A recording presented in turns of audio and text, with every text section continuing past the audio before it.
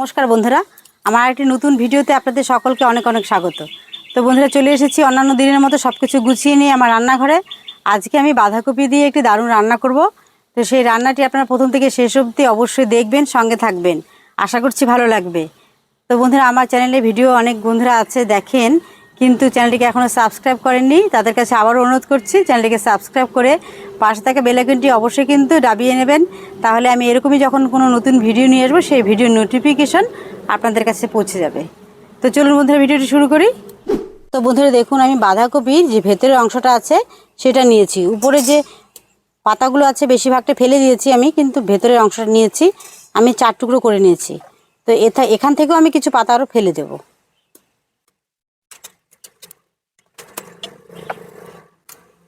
আমি একদম কচি অংশটা নিচ্ছি ভিতরের।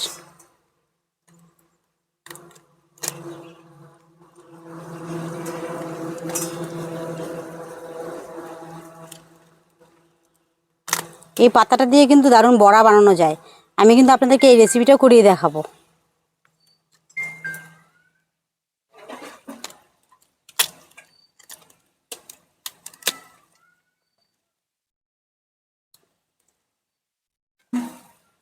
তো বন্ধুরা দেখুন, আমি উপরে পাতাগুলো সব ফেলে দিয়েছি, ভেতরে একদম কচি অংশটা নিয়েছি। এবার আমি এগুলোকে ভাপিয়ে নেব। আমি কড়াইয়ে জল বসিয়ে দিয়েছি, আমি আরেকটু জল দিয়ে নেব। এবার আমি জলের মধ্যে একটু লবণ দিয়ে নেব।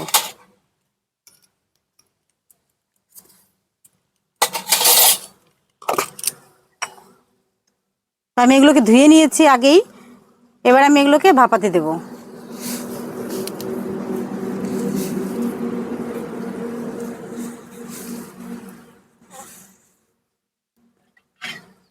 ঢেকে দেব।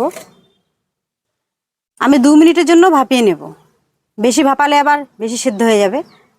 বন্ধুরা দেখুন, আমি একটা গামলা বাটি নিয়েছি। আমি একটা ব্যাটার তৈরি করে নেব। আমি এর মধ্যে নিয়ে নিচ্ছি 2 চামচের মতো ময়দা। এবার আমি এর মধ্যে দিয়ে দিচ্ছি 2 চামচ চালের গুঁড়ো। আপনারা চাইলে এতে কর্নফ্লোর দিতে পারেন, আমি কিন্তু ময়দা আর চালের গুঁড়ো দিয়েই করছি। তারপর দিয়ে দিচ্ছি লবণ। এবার আমি এর মধ্যে দিয়ে দেবো হলুদ। তারপর দেবো সামান্য জিরে গুঁড়ো আর সামান্য ধনে গুঁড়ো আর একটু লাল লঙ্কার গুঁড়ো।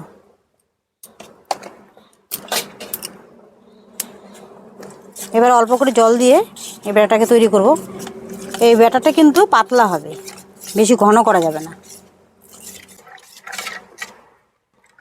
দেখুন এরকম পাতলা করেছি।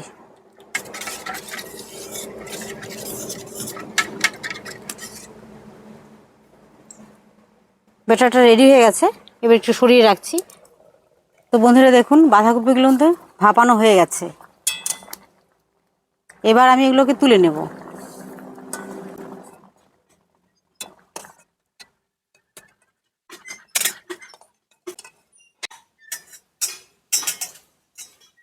আমি এগুলোকে এখন ঠান্ডা করে তারপর এগুলোকে ব্যাটারে চুবিয়ে চুবিয়ে ভাজবো। তো বন্ধুরা দেখুন, বাঁধাকপিগুলো কত সুন্দর সেদ্ধ হয়েছে। আমি এগুলোকে চিপে চিপে জলগুলোকে বের করে নেব। জল বেরিয়ে গেছে সবটা। তো বাঁধাকপির পিসগুলো বেশ বড় বড় আছে, তাই আমি মাঝখানে একটা টুকরো দিয়ে নেব। বাবা কি গরম!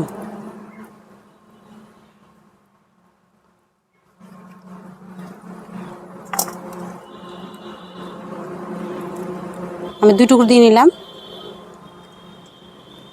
আমি বাকিগুলোকেও এভাবে মাঝখানে একটা করে টুকরো দিয়ে নেব।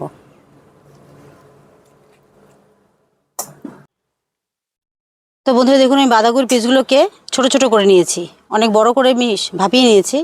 এবার আমি আবার কড়াই বসিয়ে দিয়েছি। এগুলোকে ব্যাটারে চুবিয়ে ভাজতে হবে। আমি কড়াই দিয়ে দেবো তেল।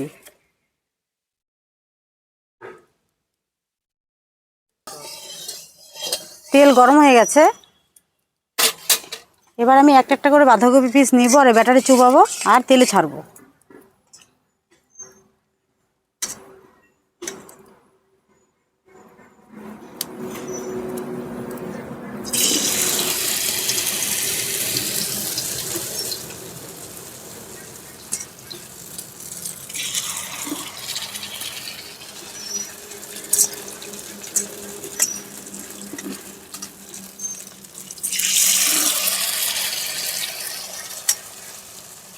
এই ব্যাটারটা পাতলা করার কারণ হলো বাঁধাকপির যে পাতাগুলো আছে সে ভাজে ভাজে কিন্তু ব্যাটারটা ঢুকে যাবে।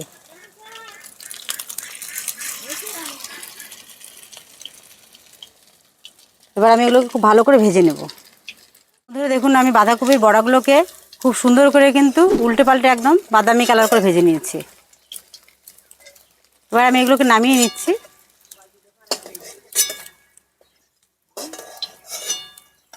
বাকি আছে ওগুলোকেও ভেজে নেব।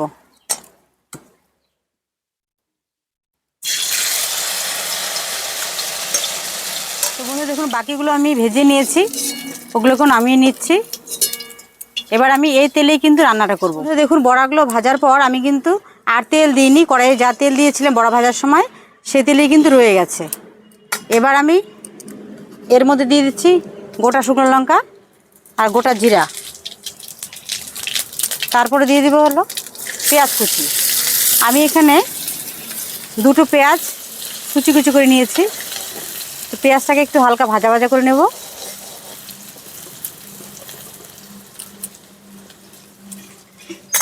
এবার আমি এর মধ্যে দিয়ে দিচ্ছি রসুন বাটা। রসুন বাটাটা দিয়ে একটু ভাজা ভাজা করে নেব। রসুনের একটা কাঁচা গন্ধ আছে, সেটা যাওয়া পর্যন্ত আমি নাড়াচাড়া দিতে থাকবো। তো রসুনের একটা সুন্দর গন্ধ বেরিয়েছে ভাজার। এবার আমি এর মধ্যে দিয়ে দিচ্ছি টমেটো কুচি। টমেটো কুচি দিয়েও কিন্তু আরেকটু নাড়াচাড়া দিতে থাকবো।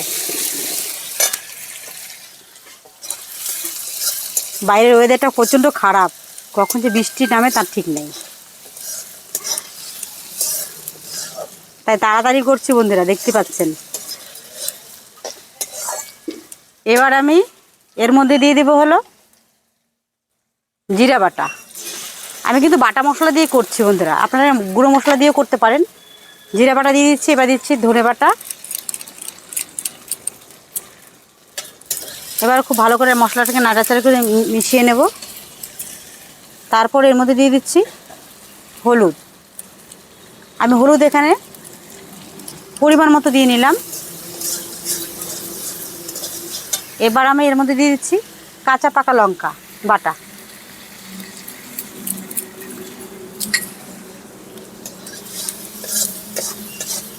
মশলাগুলোকে খুব ভালো করে নাড়াচাড়া দিয়ে কষিয়ে নেব। মশলাটা খুব ভালো করে কষানোর জন্য আমি সামান্য জল দিয়ে দিচ্ছি এর মধ্যে। এবার আমি এর মধ্যে দিয়ে দিচ্ছি আদা বাটা।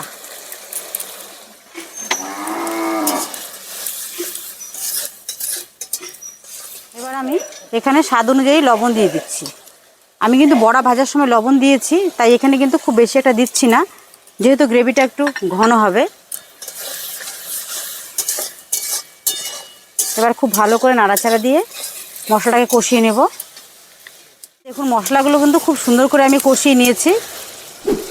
মশলা থেকে কিন্তু তেল ছেড়ে দিয়েছে, দেখুন কত সুন্দর হয়েছে। এবার আমি এর মধ্যে দিয়ে দিচ্ছি কাজু বাটা। আমি এখানে 4-5টা কাজু নিয়েছি, সেই কাজু বাটাটা দিয়ে দিচ্ছি। কাজু বাটাটা দিয়ে খুব ভালো করে একটু নাড়াচাড়া দিয়ে নেব।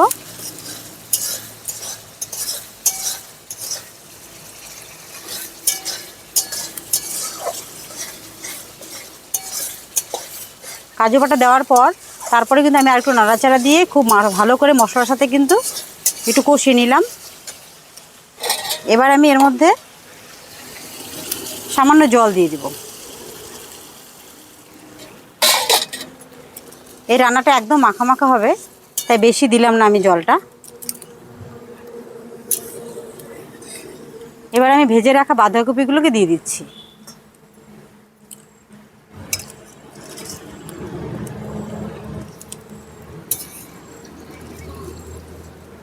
এবার আমি 2 মিনিট ফুটিয়ে নেব। দেখুন আমি কিন্তু গ্রেভিটাকে খুব ভালো করে ফুটিয়ে নিয়েছি। দারুণ হয়েছে কিন্তু। এভাবে বাঁধাকপি আপনারা একবার রান্না করে খেয়ে দেখবেন বন্ধুরা, মাছ মাংস দরকার হবে না, এক থালা ভাত খেয়ে নেওয়া যাবে। এবার আমি সবশেষে এর মধ্যে দিয়ে দিচ্ছি সামান্য চিনি, একটু মিষ্টি মিষ্টি হলে ভালো লাগবে। এবার দিয়ে দেব ঘি। আমি ঘি 1 চামচ দিয়ে নিচ্ছি।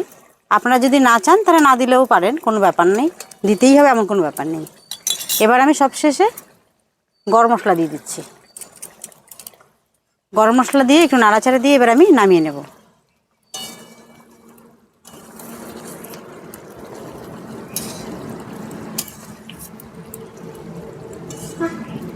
হয়ে গেছে, এবার একটা পাত্রে নামিয়ে নেব।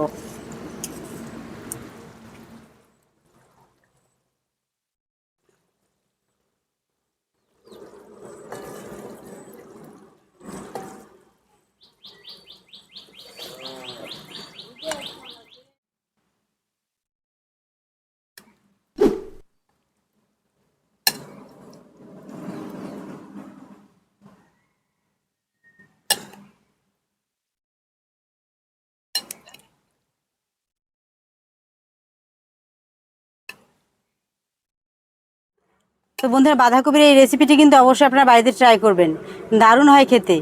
এভাবে রান্না করলে বাড়িতে মাছ মাংস না থাকলেও কিন্তু চলবে, এক থালা ভাত খেয়ে ফেলতে পারবেন। তো বন্ধুরা, ভিডিওটি ভালো লাগলে অবশ্যই ভিডিওতে একটা লাইক দেবেন আর কমেন্ট করে জানাবেন কেমন লাগলো।